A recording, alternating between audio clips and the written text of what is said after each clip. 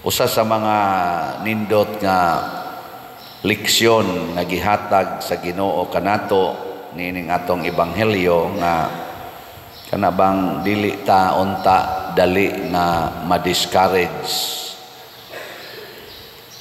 Ingay mong tupad na di ka daling ma-discourage.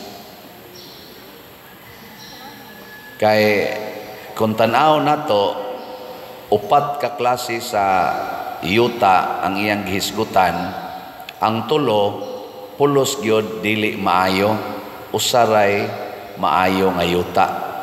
Pasabot 1/4 sa atong paningkamot maura gyud successful. Ang pila may nahibilin 3/4 maoy failures. Kung sa ato pa ng 75% failures niya, 25% sa atong paningkamot maoray successful. Okay ra ba na? Okay ra? Niya ang kalibutan ra ba maro kay tanan. Bisan pagani og naa kay 75% nga success, adto katudluan nya haron ma-discourage ka, adto katudluan sa 25% nga failure. Murabag mas dali tang mo tan-aw sa bati og sa kakulangan kaysa magsige tag-appreciate sa mga positive aspects.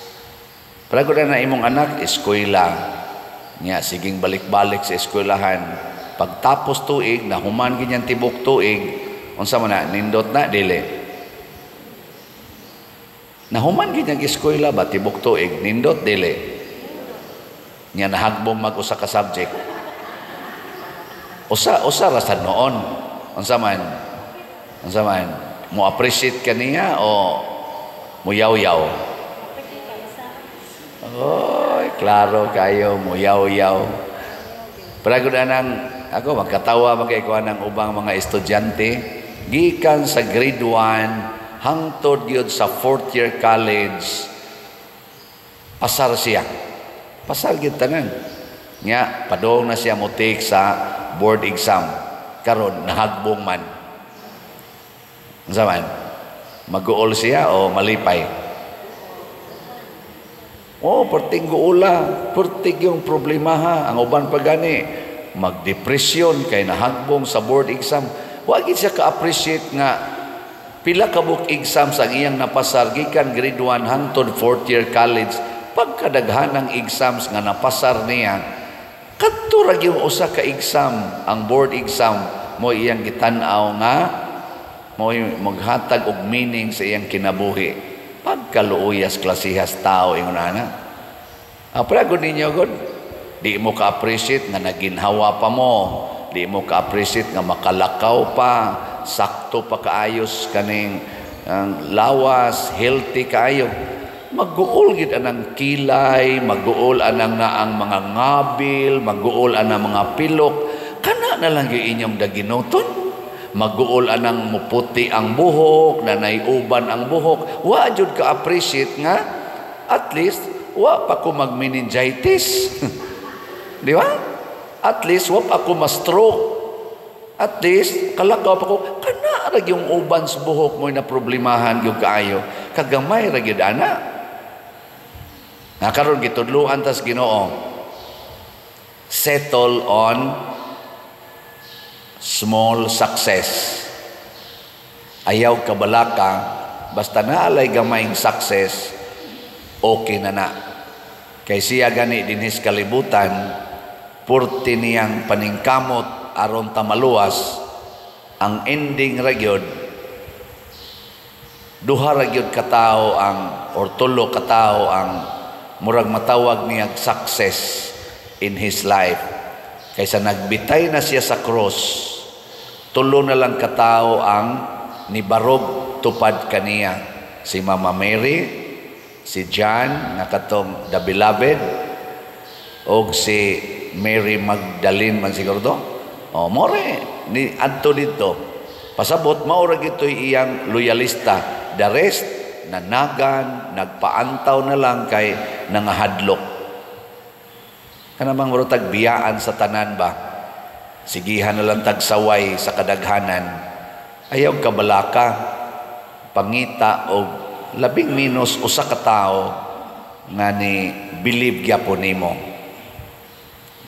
Gilinga imong tupad. Ingnan apay ni believe nimo karon? Ingnan apay ni tuo nimo? Napawa na. Way klaro. Mao na, ato mga politicians ay siging away. Unya, mamakak na lang sa danguban, siging pamakak, para lang yun mahimong successful ang iyang mga tumong. Siging pamakak, binakakay to the max. Unya, maglalis pa yun sa mga bakak. Hangtod na lang noon, ang tinuod, mura na lang sa bakak. Sige be, laing to, lingi sa imong tupad. Ing na, pila kabuk imong gipamakak anang imong naong. Ing na kanang imong naong ba, pila kabuk nahimo nimong bakak ana. Oh, daghan kayo eh. Sige tagpamakak, aron lang yun mahimong successful. Ayaw. Matod pa diri sa unang pagbasa, gipili na tikang daan, ingon si Jeremias, di man ko kamaong musulti, Lord. Siya ay kabalaka, ako na'y muhatag nimo sa igsusulti. Tinuod, dumtan ka, hapit sa tanan, apan isangyaw ang akong pagtulunan. So kinsa may katapusang tao nga mutuog yun nato o musalig nato ang Ginoo. Kung dili na ta mahimong kasaligan sa tanan, situit nga kasaligan kas Ginoo. Dili maguol ang Ginoo kung daghan kay tag mga weaknesses, daghan kay tag mga failures in life. Kanunay siyang nisalig nato nga there is one aspect or one moment in our lives nga makahimo gyapon ta pag-ingon, Lord, I will obey you. Mura ba katong maayong yuta ba? Ang maayong yuta man God, dili reklamador. Unsa man iya, mudawat lang. So kung daghan na kay tag mga failures in life, daghan kay tag mga kakulangan, don't worry. Padayon sa pag-ingon, karong adlaw sugdi pag-ingon, Lord, mutuo na gyud ko nimo. Di ba? Kung daghan kayong panahon nga sikag kadungog nga namaligya kog slat, wa jud ka mo palit. Ayaw kabalaka ing na Lord, karong adlaw mo palit na gyud ko. Nya mahimo dayon kang fruitful. Mahimo kang fruitful kaayo.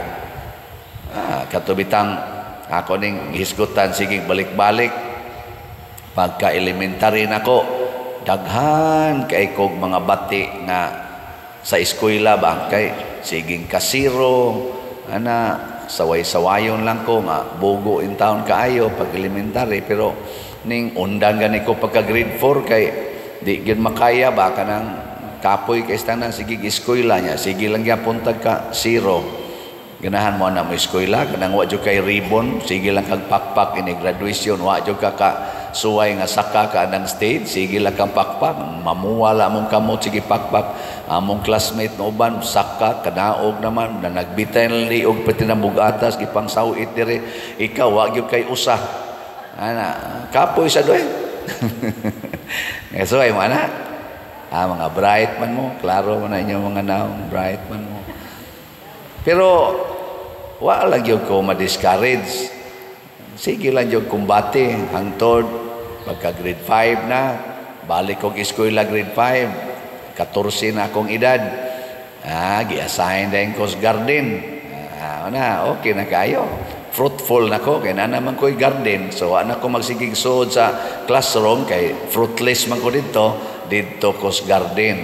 Fruitful kayo. Pag-graduate, natauran yung kong usa ka book ribbon. Carpenter of the Year. Di ba? Amo to'y akong success sa akong tibuok elementary life. 1971 to 1979. Elementary na 1971 to 1979. So mahog og pila ka tuig, 8 ka tuig ang akong elementary, imbis unom round dato nahimong 8. Ngay ni undang man kog 2 ka tuig. Ana. Pero tungod atong maong success nga gamay kay tanan nga nabutangan kog ribbon, nadasig jud kaayo ko mo proceed sa high school. Bisan pa man gibabagan kog maayos ako mga ginikanan kay lagi ang tawoy salig nya mo gasto na gud ini ka high school. Pero kadtong maong gamay kay success nga nagbitay sa akong diniani, nawa ra man gito, wa na man ganian amutaasa na tong ribona to.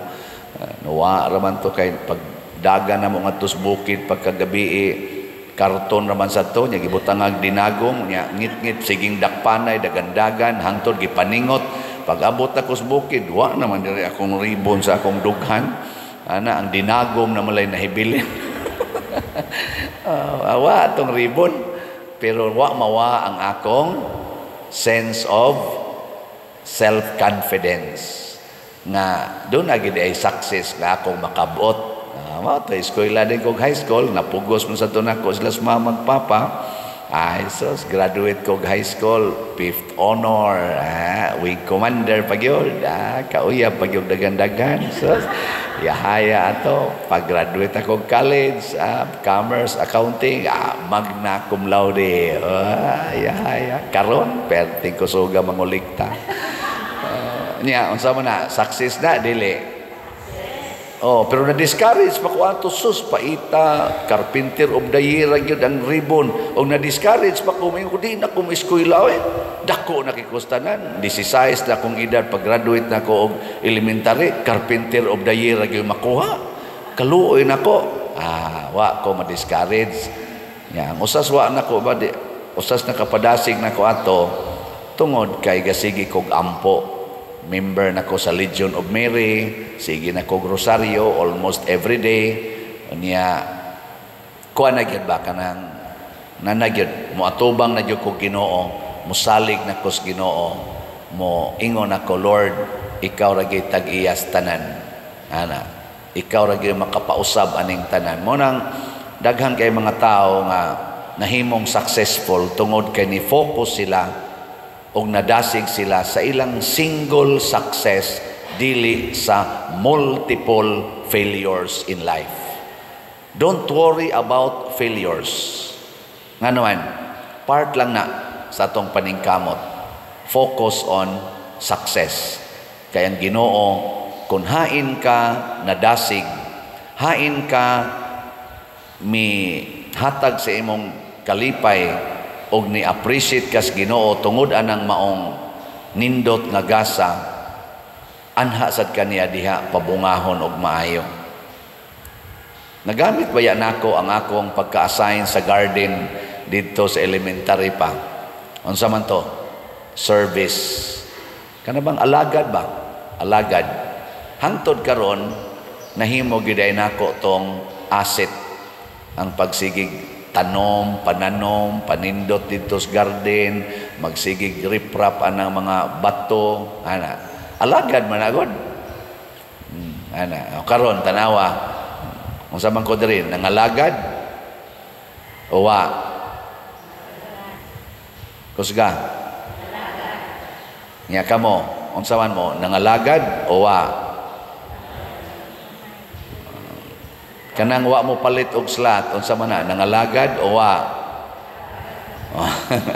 Kung maka-appreciate ka sa imong kwarta nga gihatag sa Ginoo, ihatag gina, ipangalagad. Ako gitagaan man sa kog gamayng talento, graduate man sad kog commerce, gigamit nako akong pagka-commerce, sige kog pamaligya og slot. Nya ako sang gigamit ang atong transparency dinhi. Ako sa nang gikwenta ang tanang nisod nga kwarta og bigawas nga kwarta na atay accounting record ana, simple accounting records. Mao na maka-assure sad ko nga makapresentar ko og transparency and sincerity sa pagpadagan din his pagpangalagad. Di ako dapitan nakaingon, Lord, salamat. Nya kung kanus-a man nimo honong kining maong pagpangalagad, di na nako concern kay matud pas Ginoo, pwede kang mamunga og tag 30, tag 60 or 100. Pasabot siya magbuot asa padong ning maong bunga. Sa akong pag-alaga dinhi, mo 5 years na ko karong August 6 mo 5 years ko. Mao na ni ang atong mga pipila ka mga bunga. Sa inyong tan-aw, okay na ba ning mga bungaha o kuwang pa? Nausab na tong simbahan, ni dako ang atong yuta, na natin natukod nga kumbinto, na pagitay cooperative diha nga tukoronon, sige patag process, niya nangausab ang mga kapilya, napay mga balay, 90 kabuk atong natukod, more or less, atong gihatag sa mga wagi balay nga kapuy-an nga tarong, napay mga parokya nga atong natalagaran, sobra na mga 20 ka parokya, o mga religious institutes nga ilang mga panginahanglan, nya naka-apil pagitag tukod anang Kapilinya di Fatima, di ba? Ang saman, okay ra na, dili pa na okay, no? Let us be open to God. Unsa pay iyang gamitan para nato hangtod kita malaya o mubalik sa yuta. Magpagamit tas Ginoo. Muna ako moingon jud ko, magpagamit ra gyud ko nimo Lord kung ganahan pa ka mo gamit nako. Sige, katapusang lingi sa imong tupad ing na magpagamit ka. Ing na magpagamit ka. Ay, nabuangon kita sa tanan. Kusog kita manggamit, pero di kita magpagamit. Labi na gid sa Ginoo. Magpagamit as Ginoo. That is the source of true happiness.